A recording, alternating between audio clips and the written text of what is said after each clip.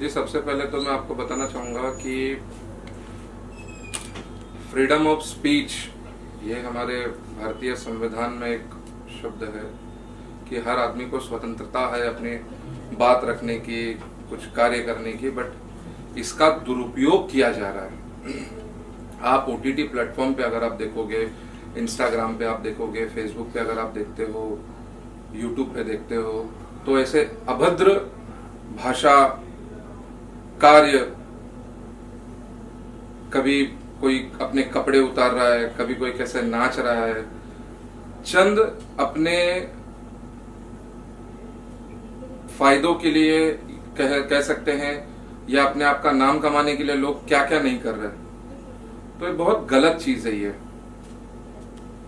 Sir, ये जानना चाहें जो आपने कहा फ्रीडम ऑफ स्पीच की बात कर रहे हैं, और इसी के जरिए एक और सवाल में जोड़ रहा था, चूंकि आपने इसका नाम लिया इसलिए जोड़ना चाह रहा हूँ कि कुछ समय की बात है, कुछ दिनों की बात है या महीनों की बात है, जो अनुराग कश्यप जी ने एक स्पीच दिया था, एक ट्वीट किया था, एक शब्द लिखा था ब्राह्मणों के बारे में लिखा था। जी, वो तो उन्होंने उस बारे में यदि अगर मैं बोलना चाहूंगा तो बड़ा अभद्र भाषा उन्होंने यूज किया था ब्राह्मणों को लेके। बड़ी निंदा करता हूं मैं उस चीज को। मैंने उसके खिलाफ में मैंने कंप्लेंट भी किया था उशोरा पुलिस स्टेशन में, और वरिष्ठ अधिकारियों को इसके बारे में मैंने बताया भी था कि ब्राह्मण इस शब्द को लेके उन्होंने जो अभद्र भाषा का यूज किया, मैं नहीं करना चाहूंगा अभी कैमरा के सामने वो चीज को, बट बड़ा उन्होंने बेइज्जती की इस चीज को लेके। अपने फिल्म को प्रमोशंस मिलने का उसमें ऐसा एक रोल आ गया कि उन्होंने अपना प्रमोशन किया एक हिसाब से।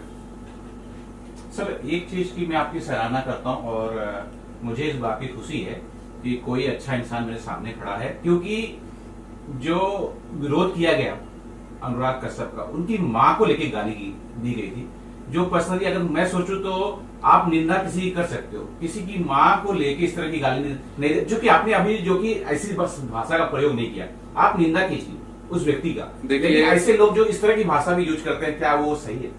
नहीं, बड़ी निंदनीय चीज है। हम हमारी संस्कृति, हमारी सभ्यता, ये सब भूलकर लोग जोश में आके होश खो बैठते हैं। अक्सर मैंने ऐसा सुना है। और किसी के माता और पिता को गाली देना ये तो बहुत गलत चीज है। यदि अगर आपको ऐसा लगता है कि सामने वाले व्यक्ति ने या कोई महिला ने या कोई पुरुष ने या किसी संस्था ने अगर कुछ गलत बोला है समाज को लेके या किसी व्यक्ति को लेके, तो आप सामाजिक तौर पे आप उसकी कंप्लेंट कर सकते हैं।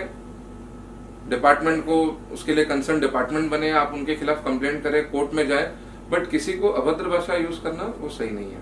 सर, अब मैं अपने मूल क्वेश्चन पे आता हूँ कि जो हाउस अरेस्ट चल रहा है और उसके क्लिप जो है यूट्यूब पे, फेसबुक पे, यानी सोशल मीडिया के जरिए उसका एक प्रमोशन हो रहा है। छोटे छोटे क्लिप्स हैं जिसमें लड़कियों के जो ऊपर के कपड़े हैं वो उतारने हैं, या फिर हम ये कहें कि उनको सेक्स पोजीशन की बातें हो रही है।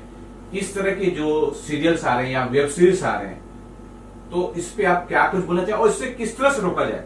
आप एक सामाजिक कार्यकर्ता हैं, तो कुछ बता सके कि किस तरह से हम रोक सकते हैं? जी, सबसे पहले तो मैं बताना चाहूंगा कि ये जो एक्टर हैं, मेरे ख्याल से एजाज खान,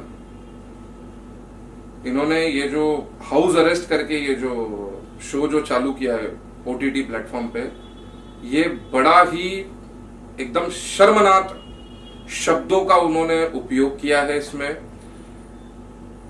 एक पिता होने के नाते मेरे बच्चे, अगर मैं बताऊं, मेरे बच्चे कभी यूट्यूब पे पढ़ाई के लिए कुछ अगर सर्च करते हैं, आज मुझे खुद को देख के इतना शर्म महसूस हो रहा है कि एक व्यक्ति किसी महिला को यह बोलता है कि आप अपने कपड़े उतारिए। और ऐसे बहुत से शब्द हैं जिनको मेरा कहना सही नहीं माना जाएगा, क्योंकि जब एक व्यक्ति गलत करता है तो उसके साथ में दूसरे व्यक्ति ने वो शब्दों को दोहराना नहीं चाहिए।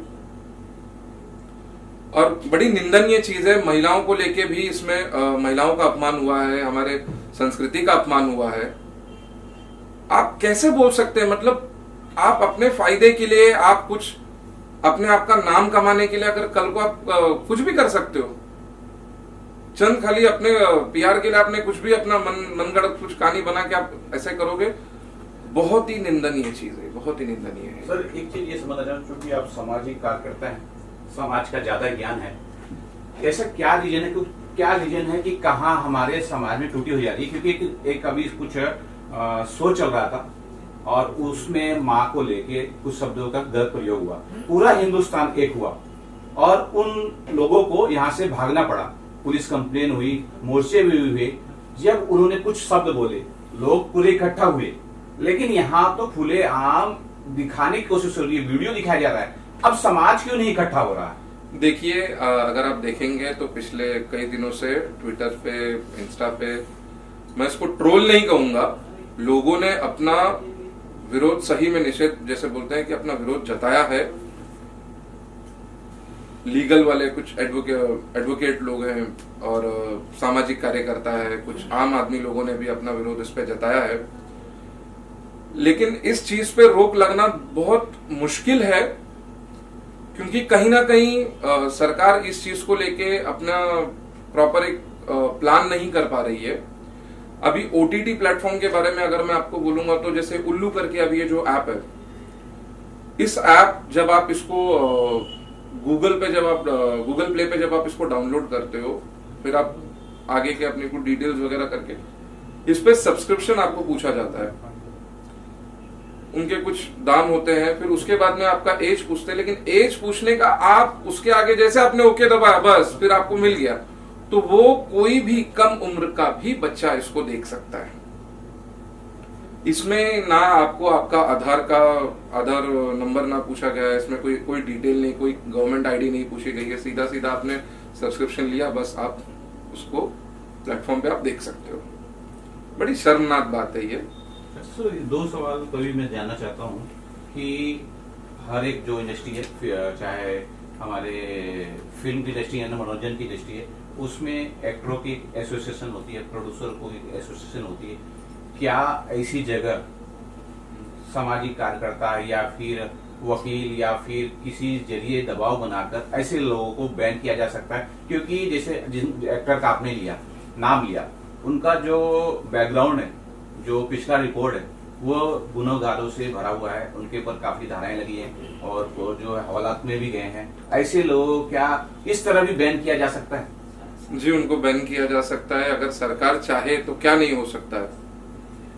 मिनिस्ट्री ऑफ ब्रॉडकास्ट के द्वारा भी इनको बैन किया जा सकता है, और सूत्रों से मुझे जो खबर मिली है कि नेशनल वुमेन काउंसिल ने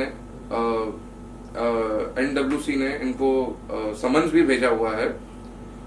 सरकार कहीं ना कहीं मुझे ऐसा लगता है कहीं पीछे पड़ जाती है कि जब जैसे ही कोई व्यक्ति कोई वीडियो अपलोड कर देता है यूट्यूब पे, देखिए यूट्यूब को भी इस पे एक चीज अमल करनी चाहिए, देखनी चाहिए कि जैसे वीडियो अपलोड हुआ, अगर वो अपने एंड से अगर वेरीफाई कर ले कि कंटेंट प्रॉपर है या नहीं है, तो उसको डिलीट भी किया जा सकता है। इंस्टा पे आप देखोगे तो उस पे ऑप्शंस है कि अगर आपको लगता है तो आप रिपोर्ट करें। एक से ज्यादा अगर कोई रिपोर्ट कर देता है तो वो वीडियो को बैन कर देते हैं। फिर सर फाइनली अगर बता सके कि जो हमारे पेरेंट्स हैं अपने बच्चों को ऐसे वल्गर और ऐसे जो अश्लील चीजों से कैसे बचे? जी, आपके माध्यम से मैं ये बोलना चाहूंगा,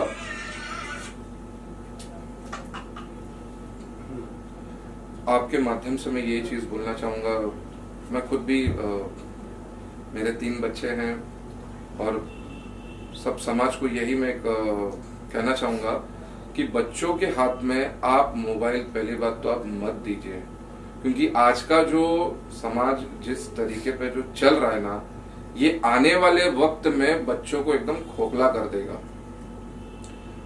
हम पढ़ाई के लिए उनको देते हैं, चलो बच्चा रो रहा है तो हमने मोबाइल थमा दिया कि थोड़ा आप गाना सुन लो बेटा, थोड़े कुछ कार्टून देख लो। बट जैसे वो जो कार्टून देखते हैं ना, तो बीच में कुछ एक अलग रसायन आ जाता है, एक ऐसा रसायन आ जाता है कि बच्चों को वो माइंड डाइवर्ट करता है। और वो रसायन मैं इसलिए बोल रहा हूं क्योंकि मैं अपने संस्कृति पे बहुत बिलीव करता हूं। मैं ऐसे शब्दों का उपयोग नहीं करना चाहता हूं कि कल को यही वीडियो कोई देख के बोले कि नहीं वो अंकल ने ऐसा उसमें बोला, इसके लिए हम भी वैसे ही करेंगे। आज कोई भी एक्टर है, एक्ट्रेस है, कुछ ऐसा आप लोग काम करते हो उसी को देख के आपके फैंस फॉलो भी करते हैं और वही बच्चे भी देख के फॉलो करते हैं। तो मैं सभी माता पिताओं को मैं रिक्वेस्ट करना चाहूंगा कि अपने बच्चों को अगर आप मोबाइल दे भी रहे हैं तो कृपया उस पे आपका नजर रखिए कि मेरा बच्चा क्या देख रहा है, क्या कर रहा है। ऐसे बहुत से एप्लीकेशन है जिसको थर्ड पार्टी आप डाउनलोड करके कि मेरा बच्चा मूवी में क्या, मोबाइल में क्या देख रहा है, कौन सी मूवी देख रहा है, कि वो किससे चैट कर रहा है, कि वो इंस्टा पे क्या अपलोड कर रहा है।